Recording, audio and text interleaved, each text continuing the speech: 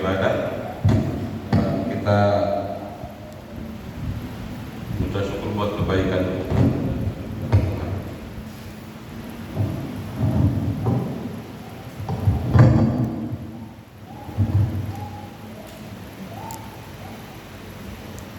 Ya, Bapak Ibu Saudara, semua karena anugerah Tuhan. Ya, baik muda-mudi tadi Apri sama Eben, mereka mau PKR. Mari muda-mudi supaya dipersiapkan baik pemain musik. Juga Eben sebagai ketua supaya digantikan wakil ketua, ya kan? Supaya selama praktek mereka PKR mudah-mudi bisa terus, baik juga pemain musik. Baik saudara, kita juga berdoa buat Pak Marbun, ya, Pak Marbun yang sekarang sedang berbaring di rumah sakit di Mitra Medika, ya, walaupun tidak diberitahukan ke gereja, tapi kita tahu dari STM mereka, ya kan? Mohon Bapak Ibu Saudara, kita supaya mengutamakan gereja, ya kan? Karena kalau ada sakit kita supaya doa.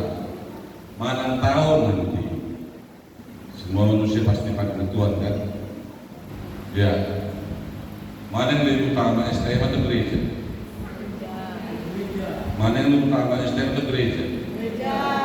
Makanya utama itu harus di gereja, tahu. Jadi kita nggak tahu sakit di mana, karena kemarin Pak Carlos Reagan yang menunjukkan fotonya Bapak itu sakit, bahkan dibuatlah di grup di SCA, kan, baru tahu kita yang sakit. Tadi malam Dewi WA ke saya mohon bantuan doa, ya, dan kita sudah berdoa baik cara pribadi, kan, ya, supaya Tuhan memberkati. Dan kita juga berdoa nanti supaya Tuhan menyembuhkan dia, kan. Umur panjang itu ada di tangan Tuhan, kan. Tuhan memberkati semuanya. Jadi kita terus berdoa biar kehendak Tuhan, campur tangan Tuhan, mujizat Tuhan menyembuhkan Bapak Marbun sekarang sedang di rumah sakit, ya, supaya kita terus mengandalkan kepada Tuhan. Bapak Ibu Saudara, kita akan berbicara mengenai firman Tuhan, aku akan datang segera, ya, aku akan datang segera, karena Kristus akan datang. Situasi kondisi pada saat sekarang ini kita melihat, Bapak Ibu Saudara, tanda-tanda menyatakan bahwa Yesus akan datang segera, ya. Aku akan datang segera. Kapan waktu, Bapak Ibu Saudara, kita tidak tahu. Tapi tanda-tanda yang kita lihat, situasi kondisi pada saat ini membuktikan, menyatakan bahwa Yesus akan datang. Kita baca dalam kitab Wahyu 22 ayat 12 dan 13, Bapak Ibu Saudara. Mari kita berdiri, kita baca sama-sama. Wahyu 22 ayat 12 sampai ayat 13. Kita baca 1, 2, 3. Sesungguhnya aku datang segera dan akan membawa upahku untuk membalaskan kepada setiap orang menurut perbuatannya. Aku adalah Alfa dan Omega, yang pertama dan yang kemudian, yang awal dan yang terakhir. Silakan duduk. Berbahagialah orang yang membaca, mendengar, dan melakukan kebenaran firman Tuhan. Sesungguhnya aku datang segera, ya, dan aku membawa upahku. Aku datang segera dan aku membawa upahku untuk membalaskan kepada setiap orang menurut perbuatannya. Jadi perbuatan kita itu, Bapak Ibu Saudara, selama kita hidup baik yang ada 50 tahun, 70 tahun, baik mencapai 80 tahun, Bapak Ibu Saudara, jangan kita berpikir bahwa segala perbuatan kita itu Tuhan ketahui. Maka dikatakan, sesungguhnya aku datang segera. Yesus datang segera dan aku membawa upahku. Upahnya apa? Dan untuk membalaskan kepada orang yang sesuai menurut perbuatannya. Jadi perbuatan kita apa? Bapak Ibu Saudara, selama ini Bapak Ibu Saudara, Tuhan akan membalasnya sesuai dengan apa yang kita lakukan. Ya, teruskan, Bapak Ibu Saudara, Kristus datang sesuai dengan janjinya dan kepada murid-muridnya dan juga kepada semua orang percaya. Jadi Kristus datang sesuai dengan janji Tuhan kepada murid-muridnya dan juga kepada semua orang percaya. Kita baru memperingati hari kenaikan Tuhan Yesus. Walaupun saya tidak ikut merayakannya karena situasi kondisi, Bapak Ibu Saudara, kita baru merayakan. Tetapi katakan Kristus pasti datang. Ya, dan sesuai dengan janji Tuhan.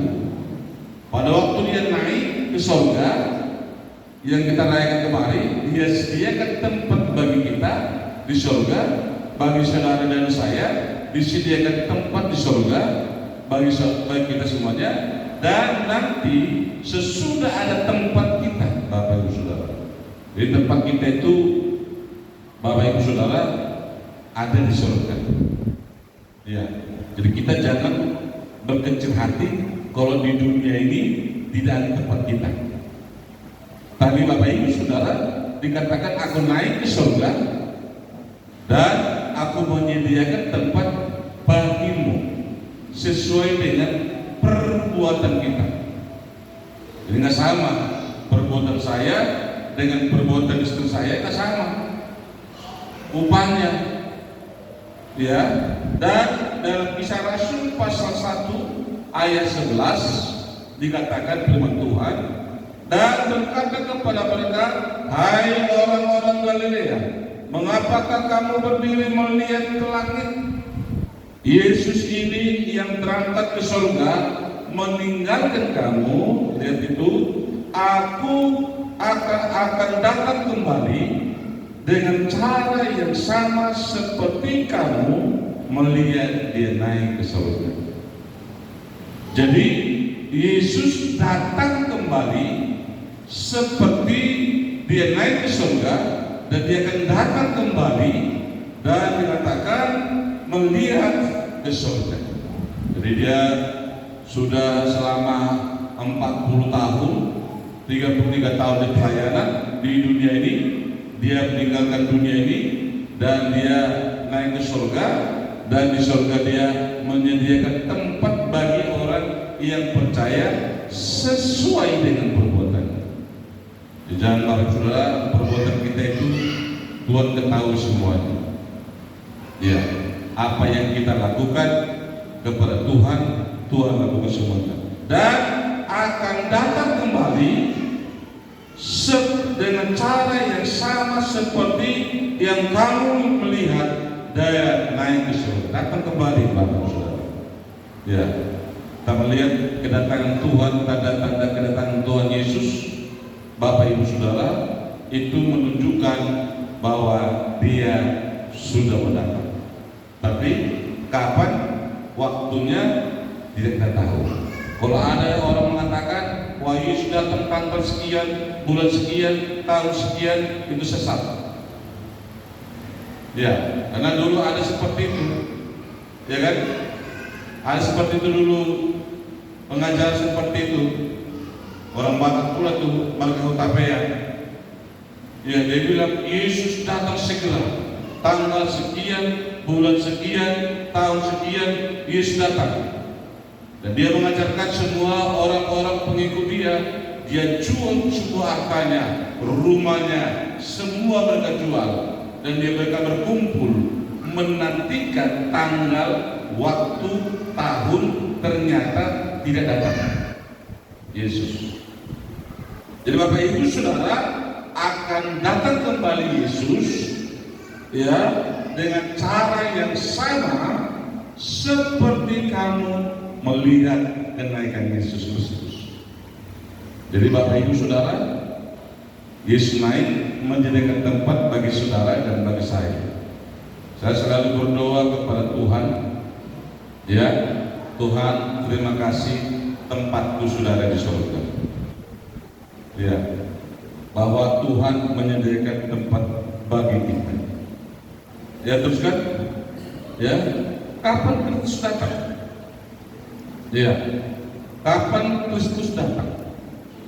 Nah, ini yang perlu kita Bapak Ibu Saudara, yang harus kita mengerti situasi kondisi. Manusia tidak tahu kapan Kristus datang kembali untuk menjemput manusia. Jadi nanti Bapak Ibu Saudara, saya jelaskan, ada nanti manusia yang dibangkitkan dari kematian, dari kuburan, dan dibangkitkan dia bersama-sama dengan malaikat Tuhan. Tetapi ada nanti manusia yang tidak, belum meninggal, diubah dan dia naik ke surga. Jadi firman Tuhan menasihatkan kita berjaga-jaga dan berdoalah, Matius 24 ayat 44. Sebab itu hendaklah kamu juga siap sedia. Jadi siap sedia Bapak Ibu Saudara. Ini firman Tuhan. Sebab itu hendaklah kamu juga siap sedia, karena Anak Manusia datang pada saat yang tidak kamu duga. Kata kita, bisa jadi malam datang dia, bisa aja dia sebentar lagi datang. Tapi firman Tuhan mengatakan siap sedia. Hidup kita juga seperti itu kan? Nggak tahu kita kapan kita dipanggil Tuhan. Iya. Kalau saya lihat di TikTok itu kemarin, ada seorang perempuan di mimbar seperti ini. Dia ceramah atau tidak saya nggak tahu. Dia koyak-koyak Alkitab. Ada kan? Ada di situ? Nggak ada. Dia hina Tuhan, dia ambil Alkitab, dia koyak-koyak Alkitab itu, dan tidak lebih dari 5 menit jatuh dia, meninggal dia, ditampar Tuhan. Ya kan? Dia ambil Alkitab, dia koyak-koyak seperti itu, dan Tuhan tampar dia, jatuh mati dia. Salah satu di Indonesia ini mantan pendeta, Bapak Ibu Saudara, dan dia ceramah dan dia berkata kalau Yesus itu adalah Tuhan, dan dia bilang begitu, padahal dia mantan pendeta, mantan pelayan Tuhan, dan dia berkata di depan banyak, kalau Yesus itu adalah Tuhan, cabutlah nyawa sekarang. Ya. Makanya jangan bermain-main kepada Tuhan Yesus. Dan dia di depan banyak orang dia berkata seperti itu. Tidak tahu kapan waktu kita. Jadi jangan sekali-sekali kita menghujat Roh Kudus. Waktu dia ceramah dia katakan, oh Roh Kudus katanya. Ya kan? Kalau Yesus itu adalah Tuhan, hari ini saya siap selesai ceramah, cabut dan nyawaku, ditampar Tuhan mati dia. Ya, tahu itu kan? Tahu itu? Siapa yang bos itu namanya? Ustaz. Ya, mantan pendeta. Roh Kudus dikatakan Roh Kudus, dan dia uji Tuhan di depan banyak.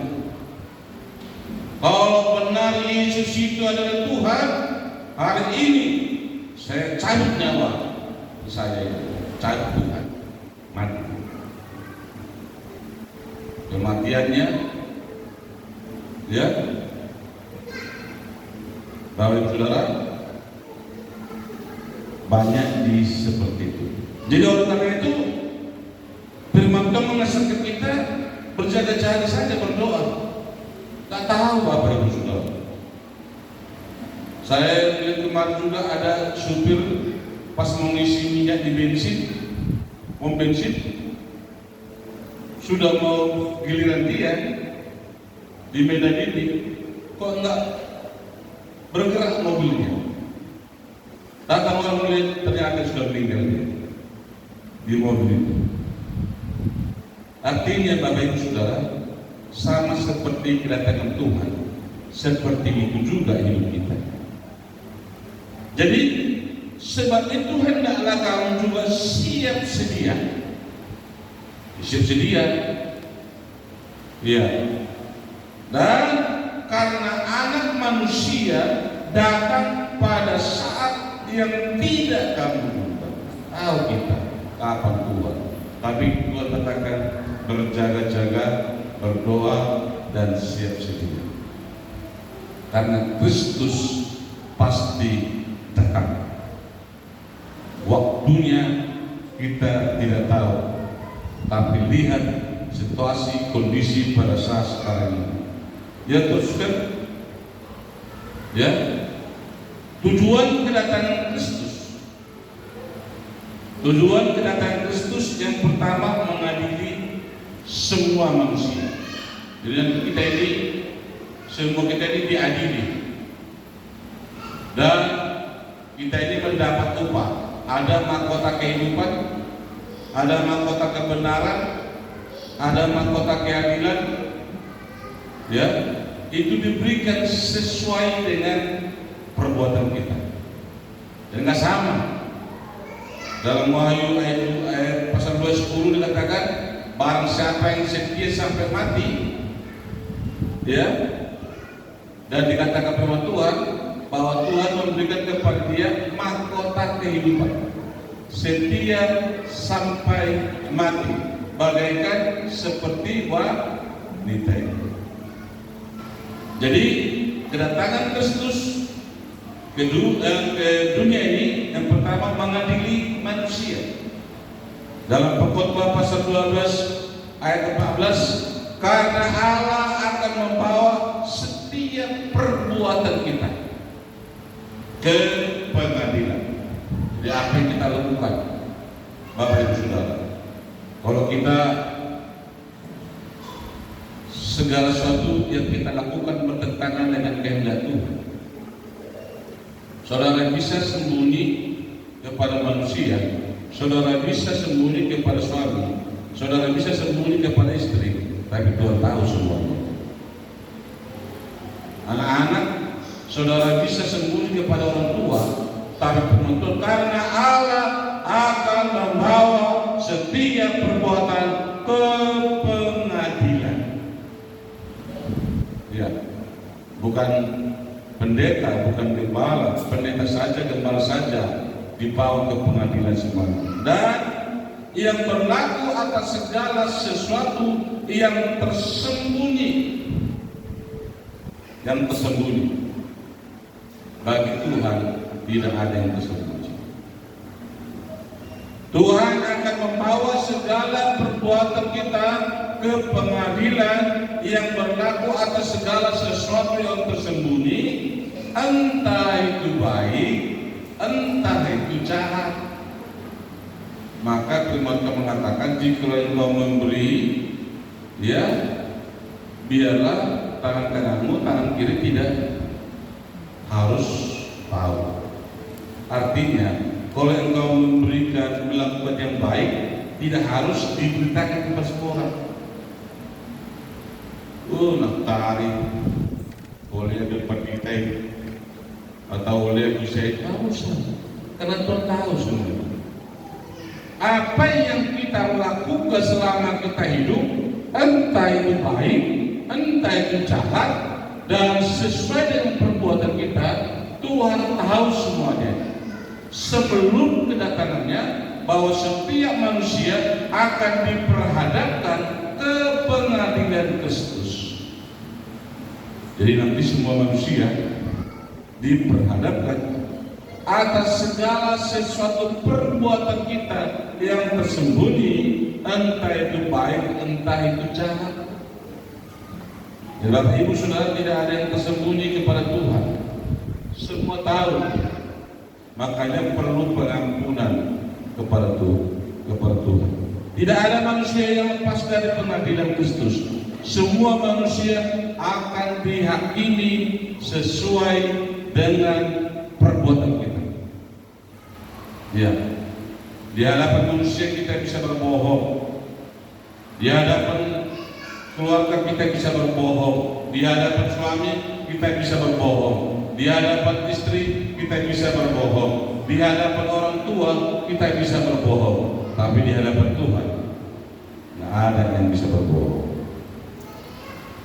Semua Tuhan tahu dan nanti akan dibacakan dalam pengadilan Kristus. Karena semua manusia tidak lepas dari pengadilan. Sebab itulah Tuhan Yesus datang ke dunia ini untuk mengadili semua manusia sesuai dengan perbuatannya, dan Kristus datang untuk membawa upah kepada setiap manusia. Ya, teruskan. Kristus datang memberikan upah sesuai dengan perbuatannya. Jadi perbuatan saya dengan perbuatan istri saya beda. Ya. Dalam 2 Korintus 5:10, sebab kita semua harus menghadap takhta pengadilan Kristus, supaya setiap orang memperoleh apa yang patut diterimanya. Jadi Kristus supaya setiap orang memperoleh apa yang patut diterimanya. Mahkota kebenaran, mahkota kehidupan itu diberikan pada waktu nanti Yesus datang kedua kali. Bapak Ibu Saudara, hidup kita ini sementaranya di dunia. Ya, saya melihat di TikTok itu ada seperti itu. Dia buat mobilnya, jabatannya, dan dibuat lagi hartanya, baru dibuat lagi satu kali rumah. Ya kan? Bahwa semua ini jabatan, kekayaan, harta, mobil, semuanya tinggal semua manusia siapapun masuk kepada satu. Ada kan? Ya, ada jemaat di sini yang lepas dari 1,21 meter lebarnya, 2 panjangnya. Atau siapa yang jemaat di sini bisa bawa mobilnya di 1 meter 1, 2 apa itu? Nggak ada kan? Atau bawa apa? Bawa speakernya, ya kan? Wah, Anda belum ada bawa speaker sama lompat mengalami. Ada kan? Ya. Atau uangnya belum ada mengalami bukan itu sendiri. Ada kan? Busuk semuanya. Ada. Makanya katakan rumah, jabatan, kekayaan, semua tinggal masuk ke rumah 1,1 lebar, panjangnya berapa? 2 meter. Yang menutup siapa? Tanah. Jadi manusia supaya setiap orang memperoleh apa yang patut diterimanya sesuai dengan yang dilakukannya dalam hidupnya ini. Jadi hidup kita ini apa kita lakukan? Ya. Dan mohon maaf, Bapak Ibu Saudara, supaya mengerti di saudara apa yang kita lakukan kepada Tuhan. Karena dikatakan supaya setiap orang memperoleh apa yang patut diterimanya. Beda sesuai dengan apa yang diperbuatnya selama dia hidup. Kalau istri saya lebih baik, dia baik sama orang, beda. Kalau istri saya lebih hebat dari saya. Ada kesaksian seperti itu. Seorang pendeta dan seorang jemaat yang sudah tua. Pendeta ini meninggal, jemaat yang tua ini meninggal. Ya, dan mereka sama-sama ke surga. Pendeta ini ke surga, jemaat yang tua ini pun ke surga. Tapi pada waktu mereka, ini kesaksiannya, pada waktu mereka pembagian hadiah sesuai dengan perbuatannya, Tuhan kasih kepada ibu yang tua ini, jemaat ini, sepatu yang indah. Dan Tuhan kasih kepada pendeta ini sandal. Ya kan? Perempuan yang tua ini tanya kepada Yesus, Tuhan, kenapa saya sepatu? Kenapa Bapak Gembala saya sandal? Bisa aja seperti itu kan?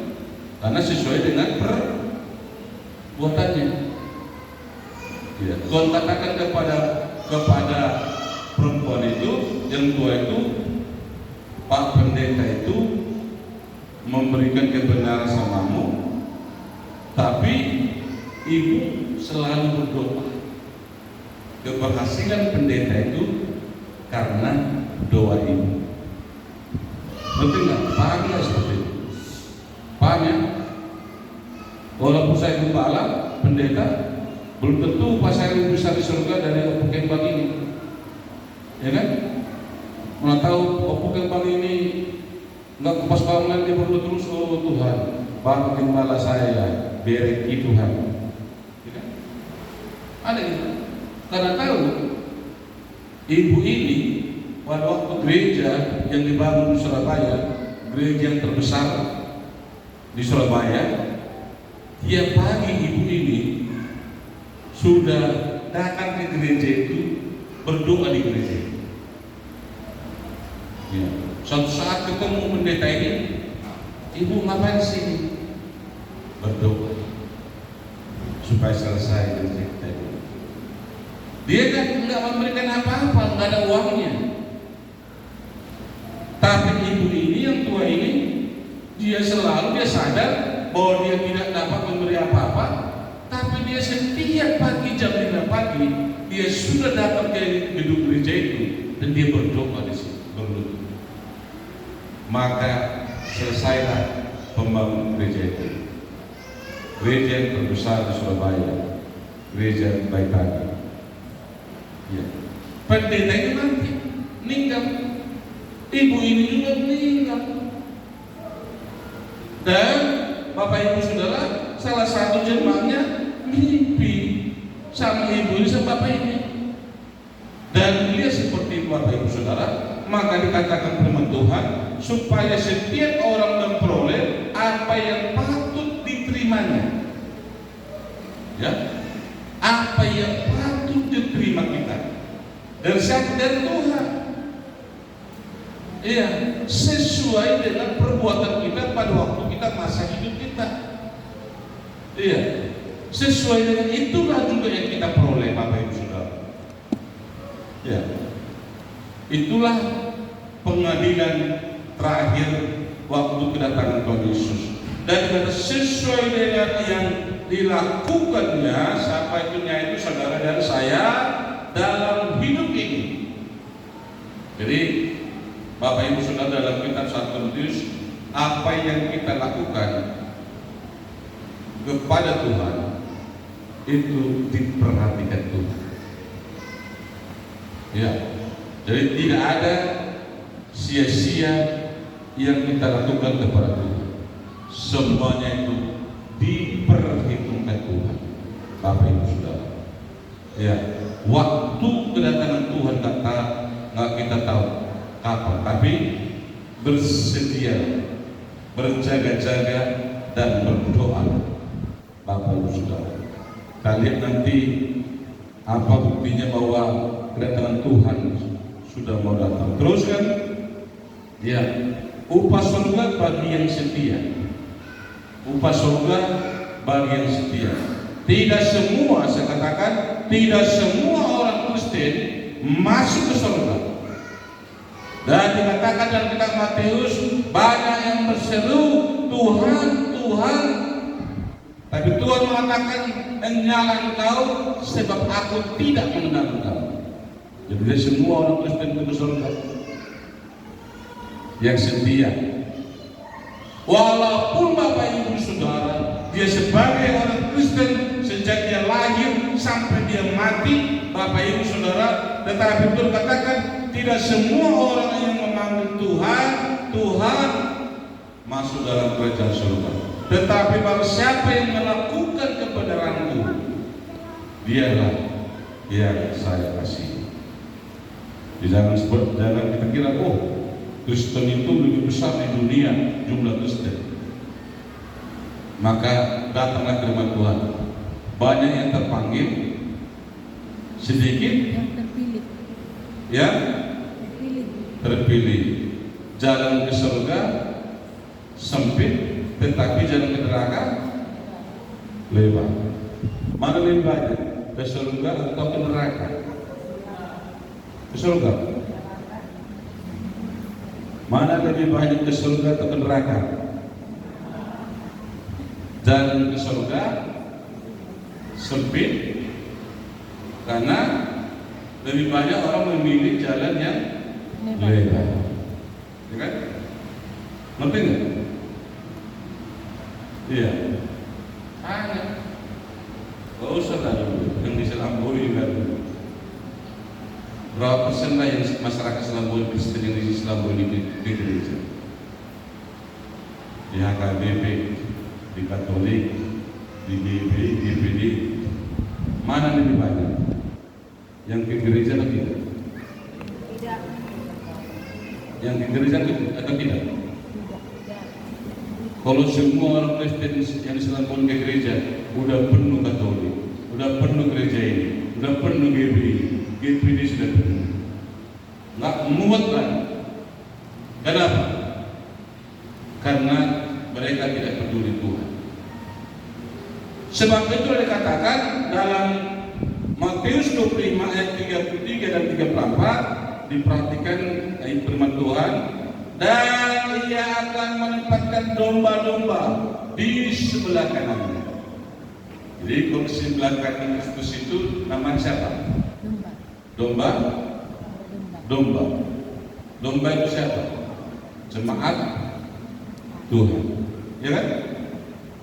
Dan ia akan menempatkan domba-domba di sebelah kanannya. Sebelah kiri apa siapa? Sebelah kiri siapa? Dan kambing-kambing di sebelah kirinya. Pernah lihat domba? Saya pernah lihat domba sih. Domba itu mau melawan, ya kan? Gak mau, tunduk dia itu. Tapi cuma lihat kambing. Waduh, tanduknya aja bisa mati itu aja. Ya kan? Coba lihat di TikTok itu, tanduk banyak kali orang kambing berlaga dengan orang. Bapak Ibu Saudara, sifat manusia itu dua, seperti domba dan seperti